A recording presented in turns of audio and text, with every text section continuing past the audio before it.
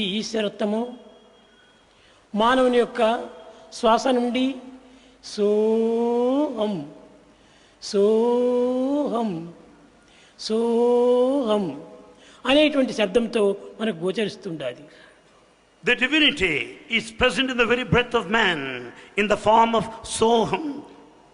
అనగా ఆ సో అనేటువంటి దీన్ని నా యొక్క ఆకారము అన్నారు. It is said that very syllable so is my form. అది ఏ నా ఆకారం అన్నారు. That is my form. అయితే ఇట్టి ఆకారం మనము గుర్తించడానికి వీలవుతుందా? Is it possible to recognize that form? తనను తాను గుర్తించుకోవటమే ఈ యొక్క శ్వాస యొక్క ఆకారం. To know one's own self, to recognize one's own self amounts to recognition of the breath.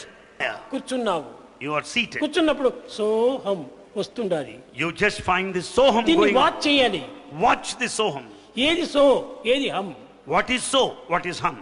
ఏ యొక్క నాత్రం నుంచి సో అని వస్తుండాలి. And what is the origin, the beginning place? ఏ ద్వారం నుంచి హం అనేటువంటి దిగుతుండాలి. And what is the nostril through which hum comes out? ఒకటి పోవటము, ఒకటి రావటము. One is inhalation, other is exhalation. కనుకనే ఈ వచ్చిపోయేటువంటి శబ్దమును మాత్రమే గుర్తించుకుంటూ పోతే సోహం. And if you watch this inhalation and exhalation process, it is ఒకటి soham. లోపల పోతుండాలి. One goes in breathing. అది ఏ so. Breathing in is so. హం Hum, ఇది అహంకారము. that is అది ఏ ahankara. బయట పోయేటువంటిది. That is ahankara, ego, breathe out. కాబట్టి బయట పోయేటువంటి దాన్ని మనం వదిలిపెట్టాలి. All that is breathed out must be left out. లోపల పోయి ప్రాణాన్ని అందించేటువంటి దానిని మనం గట్టిగా పట్టుకోవాలి. We have to hold on to the life oxygen that is breathed in.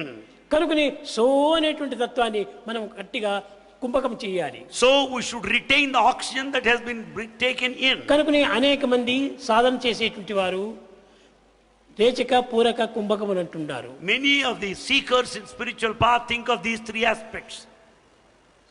So అని ఒక నుంచి ముక్కు నుంచి తీసుకోవాలి. Breathe in through one nostril. రెండవ ముక్కు నుంచి హమ్ అనేటువంటిది వదిలిపెట్టాలి. Through the another nostril you breathe out hum.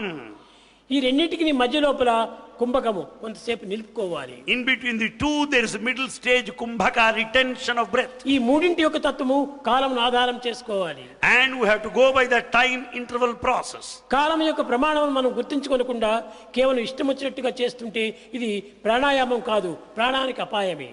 And if we don't go by the timing interval process and think of the maintenance of the time, it is not simply pranayama, breathing process, it is prana apaya, leads to the danger of your life. కనుక so అనేటువంటిది ఎంత కాలం నీవు తీసుకుంటున్నావో The time you take it to breathe in అంతకాలము దాన్ని కుంభకం చేయాలి, నిలిపాలి. must equal for its retention kumbhaka. ఎంతకాలం నీవు నిలిపినావో The time అంతకాలం దానిని వదలాలి. The time that you take to retain the breath must equal the time that you breathe out. కనుకని కాలస్వరూపాయ నమః అన్నాడు బ్రహ్మను. So Brahma, God, is time. సోహం అనేటువంటిది బ్రహ్మతత్వమే. Soham is Brahmatva created. కనుకనే కాలస్వరూపుడైనటువంటి బ్రహ్మతత్వాన్ని కాలానుగుణ్యంగా మనం నడుచుకోవాలి. Therefore, as God is time, we should proceed carefully.